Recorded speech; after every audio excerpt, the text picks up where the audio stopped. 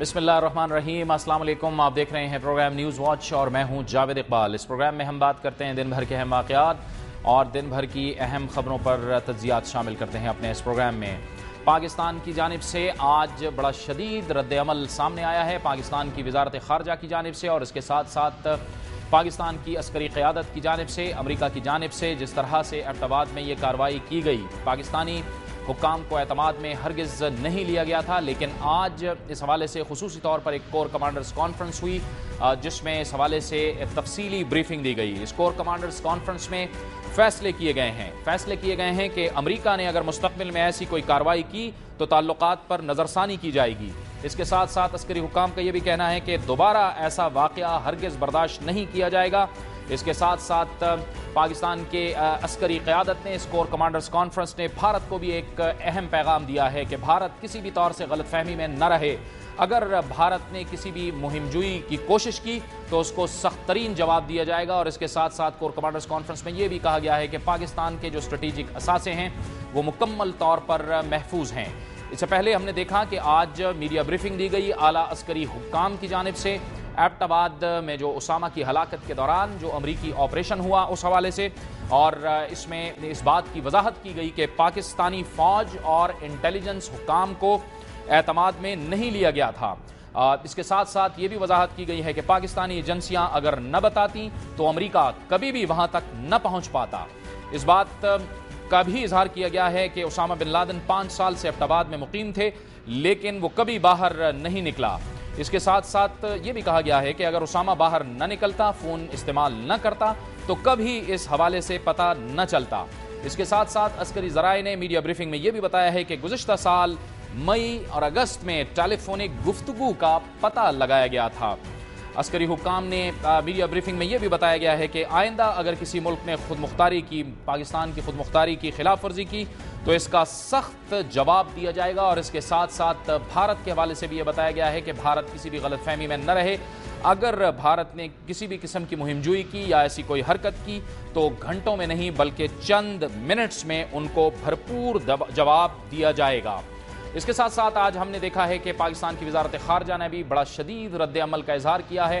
آج سیکرٹری خارجہ سلمان بشیر نے میڈیا کو ایک تفصیلی بریفنگ دی اور انہوں نے پاکستان کے رد عمل کو کچھ اس انداز میں بیان کیا۔ The death of Osama bin Laden,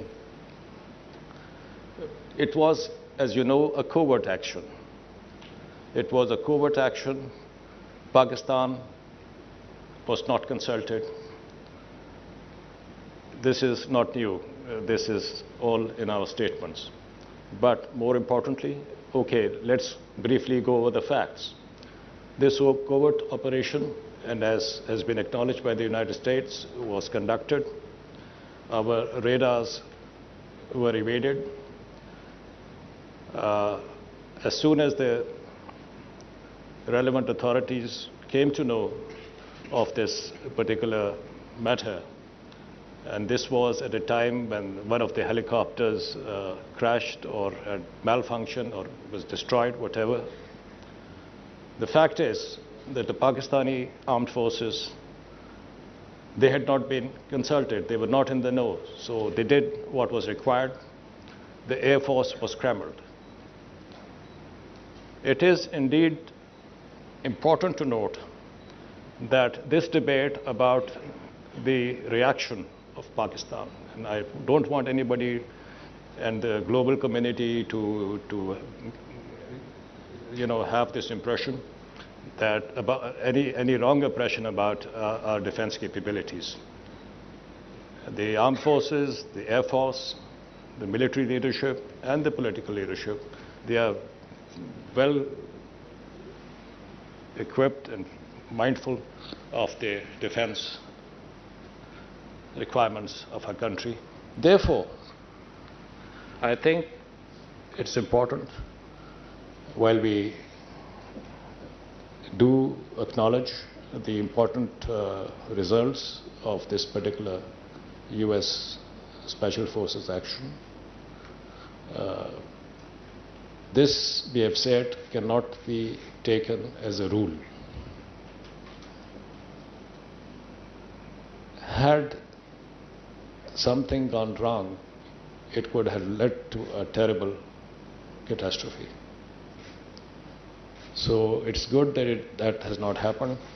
But what I'm trying to say here is that in terms of Pakistan's inherent capacity to defend its national assets, there should be no doubt. Now, let me turn to the other two media themes. One is, and by the way, both are attributed to the CIA director, Mr. Panetta, for whom we have the highest regards. He's, of course, entitled to his views. This whole theme of complicity has continued to surface periodically, at times perhaps motivated to pressurize Pakistan to do more. The mantra of do more, we have seen over years, has surfaced.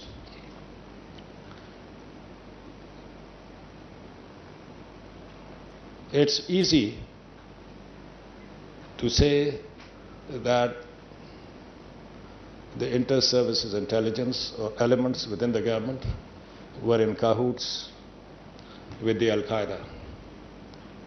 This is a false hypothesis. This is a false charge.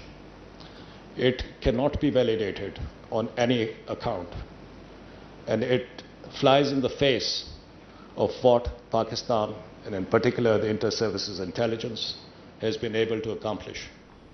More than any other Pakistan کی وزارت خارجہ کا رد عمل، لیکن جس انداز میں پاکستان نے دہشت گردی کے خلاف جنگ میں قربانیاں دی ہیں، اس کے ساتھ ساتھ اگر دیکھا جائے تو پاکستان کی جو پرائم انٹیلیجنس ایجنسیز ہیں جن میں ISI شامل ہے، اس کی بھی جو کارکردگی ہے وہ انتہائی بھرپور رہی ہے، اور پاکستان نے القاعدہ اور اہم جو طالبان رہنما ہیں وہ گرفتار کیے ہیں، جو اہم لوگ گرفتار کیے ہیں۔ آئیے ایک رپورٹ میں ہم آپ کو وہ بھی دکھاتے ہیں۔ 7 فروری 1995 کو پاکستان اور امریکی فورسز نے اسلام آباد کے ایک گیسٹ ہاؤس میں مشترکہ کارروائی کے دوران یوسف رمزی کو گرفتار کیا۔ رمزی پر 1993 ورلڈ ٹریڈ سینٹر کے تہہ خانے میں بم دھماکے کا الزام تھا، جس کے نتیجے میں 5 افراد ہلاک ہوئے تھے۔ ابن الشیخ اللیبی افغانستان میں القاعدہ کا ٹرینر تھا۔ افغانستان میں طالبان حکومت کے خاتمے کے بعد اللیبی نے نومبر 2001 میں پاکستان کے راستے فرار ہونے کی کوشش کی، تاہم پاکستانی حکام نے اسے گرفتار کر لیا۔ ابو زبیدہ 28 مارچ 2002 کو فیصل آباد میں پاکستان اور امریکہ کی مشترکہ کارروائی میں گرفتار کیا گیا۔ ابو زبیدہ پر متعدد دہشت گرد حملوں کی منصوبہ بندی کا الزام ہے۔